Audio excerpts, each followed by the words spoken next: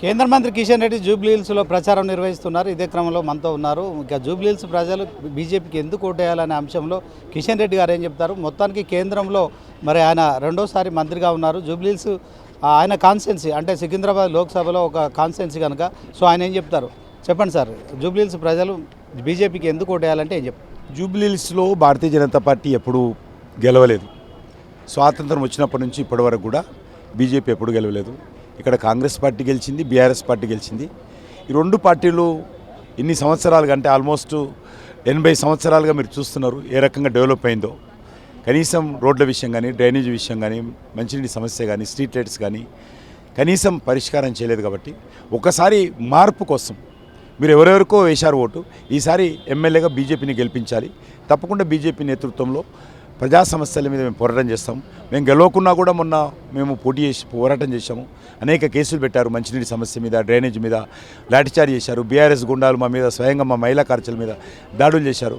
కాబట్టి రేపు ఎమ్మెల్యే గెలిస్తే ఇంకా కొంత బలం ఉంటుంది, ప్రజలకు అండగా నిలబడతామని కోరుతా ఉన్నాను. ఎందుకంటే ఈరోజు బీఆర్ఎస్ 11 సంవత్సరాలుగా ఎమ్మెల్యే ఉంది, ఎక్కడేసిన గొంగడు ఎక్కడ ఉంది. కాంగ్రెస్ పార్టీ అంతకుముందు 10 సంవత్సరాలు, ఇప్పుడు 2 సంవత్సరాలు అధికారం ఉంది, ఎక్కడేసిన గొంగడు అక్కడ ఉంది. కాబట్టి ఏ రకంగా చూసినా కూడా ఒక్కసారి చేంజ్ రావాలా, మార్పు రావాలా, ఒకసారి బీజేపీకి అవకాశమే రిక్వెస్ట్ చేస్తాను.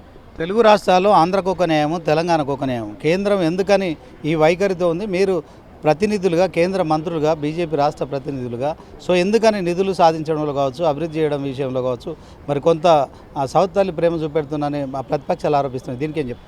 నేను ఇప్పటివరకు చాలా డీటెయిల్స్గా చెప్పాను. మేము చేయాల్సిన పనులు మేము చేస్తున్నాం, రాష్ట్ర ప్రభుత్వం చేయాల్సిన పనులు రాష్ట్ర ప్రభుత్వం చేయాలి. కాబట్టి ఇక్కడ ఎద్దుకు గడ్డేసి ఆవు పాలియదు. కాబట్టి ఇక్కడ దున్నపోతుకు గడ్డేసి మరి ఆవు పాలియమంటే ఎట్టిస్తుంది? కాబట్టి ఇక్కడ ఉన్నటువంటి పరిస్థితుల్లో ఎవరు చేయాల్సిన పనులు చేయాలి. వాళ్ళు మేము చేసిన దాంట్లో, మేము చేసే పనులలో ఏదైనా లోపం ఉంటే తప్పకుండా మేము సరిదిద్దుకొని ఇంకా ప్రయత్నం చేస్తాం. అంటే బీజేపీ రాష్ట్రంలో అధికారంలోకి వచ్చే వరకు అభివృద్ధి చేయనని చెప్తున్నారా? మా ఎవరు రోల్ అల్లది అభివృద్ధి ఆ విషయం అంటలేను నేను అనేది మీరు అర్థం చేసుకోవాలి. రోల్ ఎవరు పనాలు చేయాలా? మీరు మేనేజ్మెంట్ పనిచేయరు కదా, మీరు రిపోర్టర్ పనిచేస్తారు, కెమెరామెన్ పనిచేస్తారు, ఒక ఎమ్మెల్యే పనిచేయాలి, ఎంపీ పనిచేయాలి. కేంద్ర ప్రభుత్వ సంస్థలు ఉన్నాయి, వాళ్ళు డెవలప్మెంట్ చేయాలి.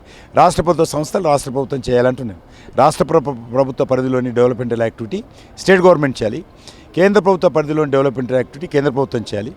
ఈవెన్ కేంద్ర ప్రభుత్వం ఈరోజు బియ్యం ఇస్తూ ఉంది, రైతులకు సహకారం ఇస్తూ ఉంది, పత్తి కొనుగోలు చేస్తూ ఉంది, ధాన్యం కొనుగోలు చేస్తూ ఉంది, రోడ్లు వేస్తూ ఉంది, రైల్వేస్ డెవలప్మెంట్ చేస్తూ ఉంది, బస్తీ దవాఖానాలు ప్రారంభిస్తూ ఉంది, స్కూళ్ళలో యూనిఫామ్ ఇస్తూ ఉంది, మిడ్ డే మీల్స్ చేస్తూ ఉంది, స్కూల్ భవనాలు కడతా ఉంది, ఆసుపత్రుల్లో పీహెచ్సీ కడతా ఉంది.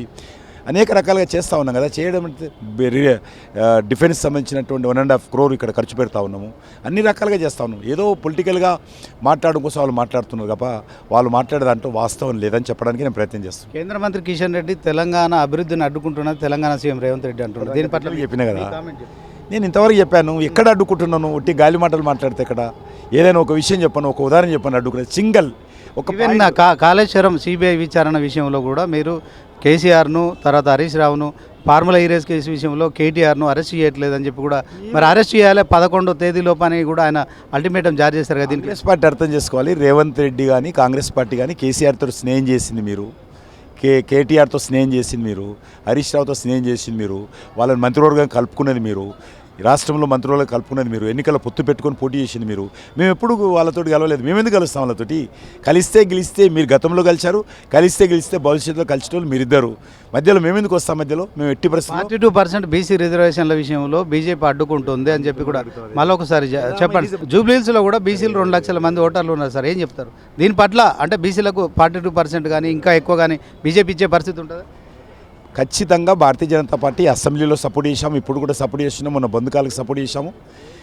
42% రిజర్వేషన్ ఇవ్వాలనే దాంట్లో మేము బీసీలకు అండగా నిలబడుతున్నాం, బీసీ సంఘాలతో కలిసి పోరాటాలు చేస్తున్నాం. ఓకే, ఓవరాల్గా జూబ్లీహిల్స్ కోసము అంటే ఏదైనా స్పెషల్ మేనిఫెస్టో పెట్టారా? చెప్పండి. అక్కడ ఉన్నటువంటి లోకల్ సమస్యల మీద మేము ఆల్రెడీ కరపత్రాల ద్వారా ప్రచారం చేస్తున్నాం. ఏ రకంగా ఫెయిల్యూర్ అయింది, ఇష్యూస్ ఏ రకంగా ఉందో అన్ని విషయాలు చెప్తా ఉన్నాం ప్రజలకు.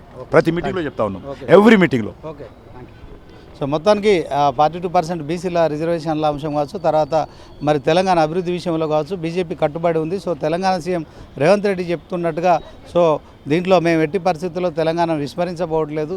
జూబ్లీహిల్స్లో గెలిస్తే ఖచ్చితంగా మరి అక్కడున్న సమస్యలన్నీ కూడా పరిష్కరిస్తామని కూడా కేంద్ర మంత్రి కిషన్ రెడ్డి చెప్తున్న పరిస్థితి. కెమెరా పర్సన్ రహీంతో శ్రీనివాస్, 99 టీవీ, హైదరాబాద్ నుంచి.